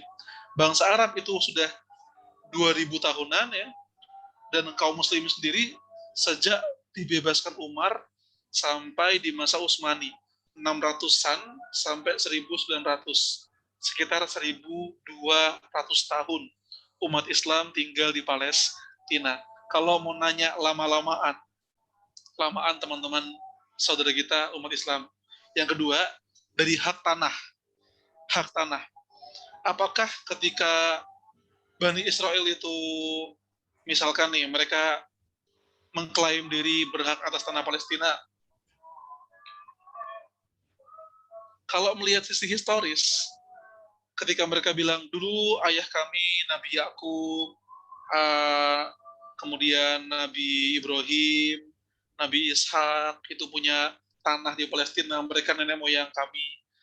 Nabi Ibrahim itu, menurut beberapa sumber, salah satunya dari Tarikh Baitul Maqdis dan Tarikh Damaskus, Nabi Ibrahim, Nabi Ishak, Nabi Yakub itu bermukim di Palestina dengan keadaan tidak punya tanah di sana. Kalau teman-teman mau tahu asal-usul Bani Israel, anak-anak Nabi Yakub yang punya 12 anak, salah satu Nabi Yusuf, ketika beliau tinggal di Palestina, itu keadaannya mereka tuh nyewa tanah, nggak punya tanah di Palestina. Justru Bani Israel itu baru punya hak tanah pertama. Ada yang tahu di mana? Hak tanah pertama Bani Israel itu justru ada di Mesir, bukan di Palestina. Karena mereka dapat tanah, sepetak tanah yang dihadiahkan oleh penguasa Mesir kepada Nabi Yusuf dan keluarganya. Mereka berhak di situ, sampai kemudian dijajah oleh Fir'aun. Karena dinasti berganti. Fir'aun masuk ke Mesir sehingga memperbudak Bani Israel. Secara historis, hak tanah Bani Israel itu justru malah di Mesir. Sedangkan ketika Nabi Ibrahim, Nabi Ishak, Nabi Yakub, dan putra-putranya itu keadaannya sebenarnya belum punya tanah di sana. Bahkan dalam beberapa riwayat, ketika Ibunda Sarah itu wafat, Nabi Ibrahim ini membeli tanah untuk memakamkan Ibunda Sarah. Karena beliau nggak punya tanah, sehingga harus membeli sepetak tanah untuk menguburkan istrinya. Wallahu a'lam bishawab. 2 fakta itu saya kira bisa menjawab dengan cara yang paling simpel.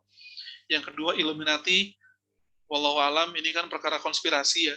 Kalau saya baca-baca, dan saya tuh gemar konspirasi di SMP SMA, nyambung. Kalau melihat apa yang dikatakan oleh masyayikh juga, Syekh Solisiam, kemudian Dr. Ali Muhammad Mukbil dari Institut ideologi Freemasonry, punya irisan-irisan itu, karena beberapa ideologinya memang lebih dekat dengan itu. Makanya orang Yahudi yang pintar, orang Yahudi yang cerdas dan paham Taurat justru akan kontra dengan tujuan Zionis. Kenapa? Karena dalam Taurat sendiri dikatakan ketika orang Yahudi berkumpul dalam sebuah tanah, itu akan menjadi ujung kehancuran mereka. Zionis itu ada agamanya, cuma agama ini cuma sebagai tameng aja, sebagai bungkus, sebagai simbol aja. Isi utamanya sebenarnya adalah misi-misi politik dan juga misi-misi yang lebih dekat dengan Kabalah, Illuminati, dan Freemasonry. Saya memindahkan perkataan ini dari beberapa guru-guru saya pakar ke Palestina. Ya, wallahu a'lam bishawab. Ya, mohon maaf karena sekarang sudah maghrib di Indonesia, maka kita putuskan hanya untuk 1 termin. Kemudian ada pertanyaan terakhir, Ustaz, karena 1 termin ada 3 pertanyaan dari Mas Badat, ya, PPM Pakistan. Monggo Ustaz ditanyakan secara voice aja. Terima kasih waktunya kepada dari moderator, dan juga salam takzim Ustadz Edgar. Saya dari PPMI Pakistan. Kenalkan, saya Alauddin. Hayakumullah, Bang. Ya. Hayakumullah, Ustaz. Saya mau tanya, ini terkait pendapat pribadi antum, Ustaz, yang sudah mungkin banyak mengkaji terkait Palestina ya. Saya mau menanyakan bagaimana penjelasan antum terkait ijtihad diplomasi yang ditempuh pemerintah Indonesia tentang solusi, dan juga ada solusi 2 negara yang ditempuh oleh beberapa negara dan ormas muslim yang mendukung tentang perdamaian dan kemerdekaan di Palestina. Kemudian juga kalau kita sambungkan bahwa perdamaian di Baitul Maqdis itu dan kalahnya Israel itu merupakan tanda-tanda kiamat ya, kalau kita kaji di hadis sahih lewat Imam Muslim kalau nggak salah. Jadi kalau apa hubungan antara, apakah benar ketika terjadi seperti itu maka hadis Nabi ini sesuai begitu loh Ustaz? Bisa dipahami nggak? Oke, insya Allah. Matur suwun Ustaz, mohon maaf ini. Sami-sami Ustaz. Pertama, ijtihad itu sangat perlu untuk diikhtiarkan. Karena emang secara kekuatan militer kita belum bisa maksimal, maka sekarang umat ini masih dan sangat penting dan sangat bagus ikhtiarnya dalam bentuk diplomasi dan advokasi untuk membantu teman-teman Palestina. Itu adalah menurut saya bukan tujuan jangka panjang. Ini adalah ikhtiar jangka pendek kita. Dan ijtihad itu sangat perlu disyukuri. Namanya ijtihad, kalau benar 2, kalau salah dapat 1 juga. Namanya ijtihad kan. Karena yang paling kita sekarang cari dan kita ingin dambakan adalah bagaimana teman-teman kita di Palestina itu bisa menghela nafas. Bisa bernafas. Jika kemudian konflik kemudian terjadi lagi, Israel kemudian mengamuk lagi dan kemudian mengkhianati perjanjian, kita sudah tahu dan kita nggak kaget. Namun solusi jangka pendek itu juga perlu diikhtiarkan, meskipun rasanya seperti sesuatu yang akan cepat sekali selesai, karena ketika kita memutuskan bersepakat dengan Yahudi, kita juga tahu di saat yang sama bahwa kesepakatan itu tidak akan bertahan lama. Namun dia adalah ikhtiar yang bisa kita lakukan. Karena buktinya dalam beberapa sidang advokasi, Israel juga pernah tertampar dan tertunduk oleh kebijakan-kebijakan ketika dunia bersuara di bidang advokasi dan di bidang ketika masuk ke ranah PBB. Ternyata nggak selamanya Israel tuh bodoh amat. Dia bisa kena sanksi dan mereka pernah menjalani sanksi itu. Apalagi ketika insiden Mafi marah-marah. Tergantung kita, ada nggak wakil kita di sidang PBB, ada nggak. Kalau kita tetap bersuara, pasti akan berpengaruh, cepat atau lambat. Yang kedua, ketika ada sebuah perkataan yang bilang, Palestina merdeka, maka akan kiamat. Itu asal hadisnya adalah ketika Rasul Shallallahu Alaihi Wasallam bersabda, yang terjadi setelah aku ya, tanda-tanda kiamat adalah Fathu Baitul Maqdis. Oke, pembebasan Baitul Maqdis. Memang sahih, kuat hadisnya. Tanda-tanda kiamat adalah pembebasan Baitul Maqdis. Pertanyaan saya adalah, dalam sejarah umat ini, Baitul Maqdis sudah pernah dibebaskan berapa kali? 2 kali. Apakah 2 kali itu udah kiamat semua? Buktinya sampai sekarang kita nggak kiamat-kiamat. Bahkan teman-teman, diutusnya Nabi Muhammad adalah tanda kiamat. Tahu nggak? Diutusnya Rasulullah Muhammad adalah tanda kiamat. Jadi ketika ada orang kemudian menyempitkan makna dan asal menafsirkan Palestina merdeka hari Senin, Selasa kiamat, wah, salah kaprah banget. Atau bulan Januari Palestina merdeka, Februari kiamat, salah kaprah. Kiamat itu kan kondisinya ketika orang tidak ada yang beriman. Sementara ketika Palestina merdeka, itu dalam keadaan bumi sedang dipenuhi oleh iman. Antara bumi sedang dipenuhi oleh iman, dan ketika iman tidak ada, itu butuh proses yang sangat panjang, teman-teman semua. Jadi jangan kita menyempitkan makna tanda kiamat adalah ini, dan ketika ini terjadi maka langsung kiamat, itu adalah pemikiran yang salah.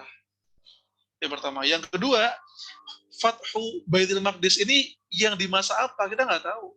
Apakah di masa nanti ketika kita mampu membebaskan di masa kita, atau jangan-jangan nanti akan dijajah lagi oleh siapa? Romawi, kemudian kita akan membebaskannya karena perang akhir zaman antara kaum muslimin dan Romawi. Bisa jadi Fathu Baitul Maqdis yang dimaksud Rasul, itu Fathu pembebasan Al-Quds yang terjadi di masa entah kapan. Karena dia terjadi di masa Umar dan besoknya nggak kiamat. Terjadi di masa Salahuddin dan besoknya nggak kiamat. Potensinya memang ada di masa kita, karena kalau kita teman-teman sadar ya, kita generasi akhir zaman. Cuma yang namanya ghaib ya, la ya'lamuha illallah, nggak ada yang tahu kecuali Allah. Dan tugas kita ikuti arahan ulama. Ikuti, kalau kata Hadratus Syekh Hashim Asy'ari, kita nggak akan mampu memahami Al-Quran dan hadis dengan benar kecuali dengan mendengarkan apa kata ulama. Karena hadis-hadis tentang akhir zaman kalau diartikan secara literal dan langsung tekstual akan sangat-sangat berbahaya buat kita. Dan banyak sekali ustadz-ustadz yang terjungkal di jurang penyesatan umat karena pemahamannya atas hadis akhir zaman ini ngawur. Maka kita serahkan kepada Allah Subhanahu wa taala. Tugas kita adalah alhamdulillahnya berjuang, bukan untuk menang. Begitu sih Ustadz. Wallahu a'lam bishawab. Assalamualaikum warahmatullahi wabarakatuh. Terima kasih Ustaz, Pak Tersuan. Jazakumullah. Sangat gamblang penjelasannya. Barakallahu fiik. Ya, terima kasih Ustadz atas penjelasannya yang begitu matang, clear, dan mudah untuk dicerna oleh kita. Kemudian karena sesi termin pertanyaan dan materi sudah selesai, saya selaku moderator pamit undur diri. Wassalamualaikum warahmatullahi wabarakatuh. Waalaikumsalam warahmatullahi wabarakatuh. Alhamdulillah telah kita dengarkan pemaparan materi dari Ustadz Edgar Hamas yang sangat luar biasa. Semoga kita termasuk bagian dari pemuda-pemudi yang berjuang untuk Palestina. Dan tak lupa juga terima kasih. Baik. Next, berlanjut ke acara selanjutnya yaitu penyerahan sertifikat secara simbolis kepada pemateri dari Direktur Ruhama Pakistan.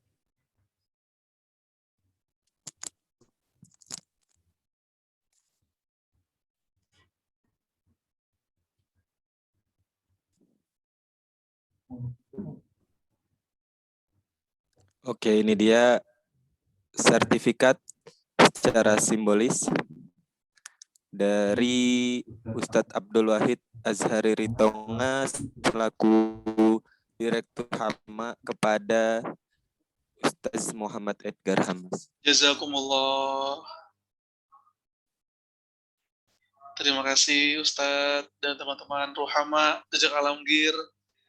Ditunggu postingannya Jejak Alamgir ya, ditunggu banget. Soalnya ditunggu Gensa boleh di post, oke? Okay? Barakallahu fiik.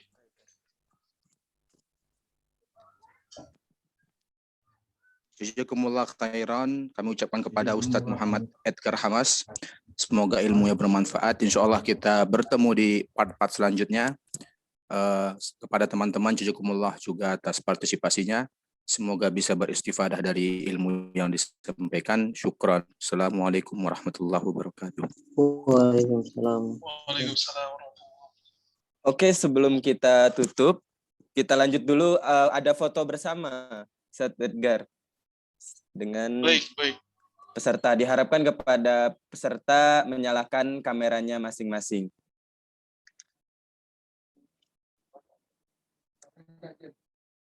Oke.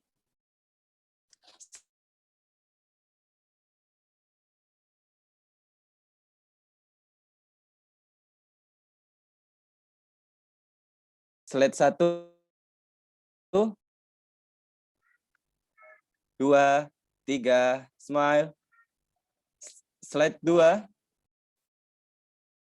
1, 2, 3. Slide 3,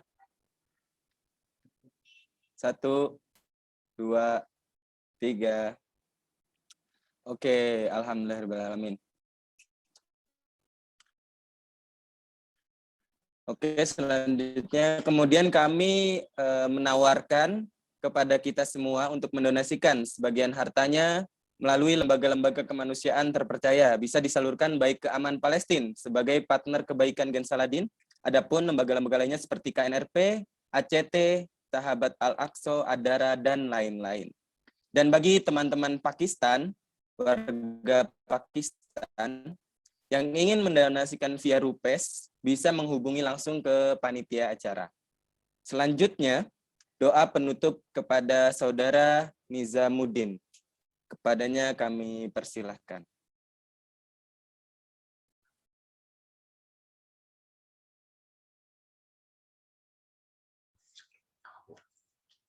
Bismillahirrahmanirrahim. Assalamualaikum warahmatullahi wabarakatuh. Hamdan na'imin, hamdan syakirin, hamdan yu'afi ni'amahu wa yukafi mazidah. Ya Rabbana lakal hamdu kama yanbaghi li jalali wajhikal karim wa 'azimi sultanik. Wassalatu wassalam ala asyrafil anbiya'i wal mursalin wa ala alihi wa sahbihi wa man tabi'ahum bi ihsanin ila yaumiddin. Allahumma 'alaika bil yahud al-mu'tadina alladhina qatalu ikhwanana la yu'jizuna.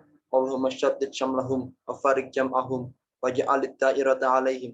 Allahumma sir adada waqtulhum badada wa la tughadir minhum ahada. Allahumma anzil 'alaihim wa 'ala man awanahum ba'sakal ladzi la yurad anil qaumidz zalimin. Allahumma anji ikhwanana al-muslimin al-mustad'afina fi Palestin. Allahumma altuf bihim warhamhum wa akhrijhum min ad-dhiqi wal hisar. Allahumma taqabbal minhum syuhada washfi minhumul marada wal jarha. Allahumma kun lahum wa la takun alaihim fa innahu la haula lahum wa la quwata illa bik. Allahumma ansurul mujahidina fi Palestin. Allahumma ansurhum 'alal yahud wa man awanahum minal kuffari wal munafiqin. Allahumma saddid sahmahum wa wahid sufufahum wa jama' kalimatahum 'alal haqqi ya hayyu ya qayyum. Subhana rabbika rabbil izzati amma yasifun wa salamun 'alal mursalin walhamdulillahi rabbil alamin.